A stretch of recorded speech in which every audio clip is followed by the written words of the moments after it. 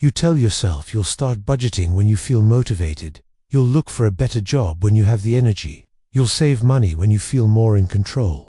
And you're waiting for that spark, that moment when everything clicks and you finally feel ready to take action. But here's the truth, that moment rarely comes. And while you're waiting for motivation to show up, your financial situation stays exactly where it is, because motivation is unreliable. It comes and goes. It's influenced by your mood, your energy, your stress level. And if you're only willing to act when motivation is high, you're giving all your power to a feeling you can't control. Picture someone who wants to start saving money. They know they should. They've thought about it. They've even felt excited about it a few times. But every time they sit down to actually do it, the motivation isn't there. It feels hard. It feels boring. So they tell themselves they'll do it next week. When they feel more ready, when things calm down, when they have more clarity, and next week comes and the motivation still isn't there. So they wait again. Months pass. Nothing changes.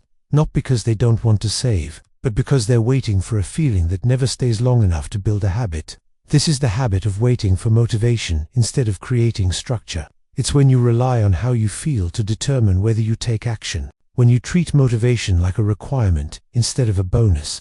When you believe you need to want to do something before you can do it. And the problem is, most important financial actions don't feel motivating. They feel tedious, repetitive, unsexy. Checking your account, paying bills, setting aside money, reviewing expenses. None of that feels exciting. But all of it matters.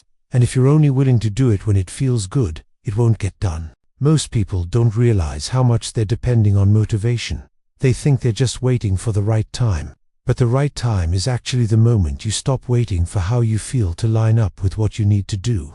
Because motivation isn't the foundation of change. Structure is. Systems are. Habits are. People who manage money well don't feel motivated every day. They just have systems that work regardless of how they feel. They automate savings, so it happens without a decision. They have a set day each week to review finances, whether they want to or not. They build small routines that remove the need for constant willpower.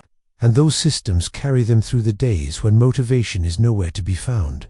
Here's what happens when you wait for motivation instead of building structure. First, nothing happens. Motivation is inconsistent. Some days you have it.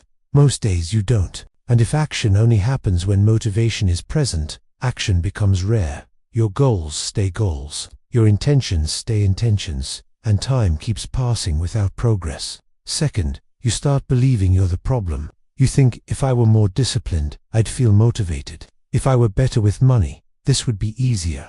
But the truth is, even disciplined people don't rely on motivation. They rely on systems that make action easier than avoidance. Third, you create a cycle of guilt. Every time you don't act because you're not motivated, you feel bad about it, and that guilt makes you feel worse, which makes motivation even harder to find, which keeps you stuck in the same loop. Now let's talk about the opposite habit, the habit that actually creates financial progress and stability. It's the practice of building simple structures that work even when you don't feel like it. People who make consistent financial progress don't wait to feel ready. They create small systems that remove the need for constant decision-making. They set up automatic transfers on payday, so saving happens without thought. They schedule 1 hour every Sunday to check their finances, whether they want to or not. They create a simple spending rule they can follow even on their worst days, and those structures carry them forward.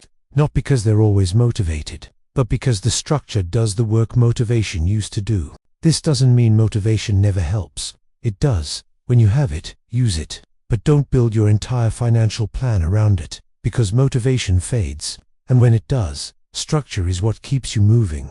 So here's a practical step you can take today. Pick one financial action you've been waiting to feel motivated to do. Maybe it's setting up automatic savings. Maybe it's scheduling a time each week to review your spending. Maybe it's creating a simple rule like no purchases over $20 without waiting 24 hours. Pick one. And instead of waiting until you feel like doing it, build a structure that makes it happen regardless. Set the automation. Put the time on your calendar. Write the rule down and put it somewhere visible. Remove the need for motivation by creating a system that doesn't require it. Change doesn't come from feeling ready. It comes from acting before you're ready and building habits that sustain themselves. Every time you create a structure, instead of waiting for motivation, you're taking power away from your feelings and giving it to your systems.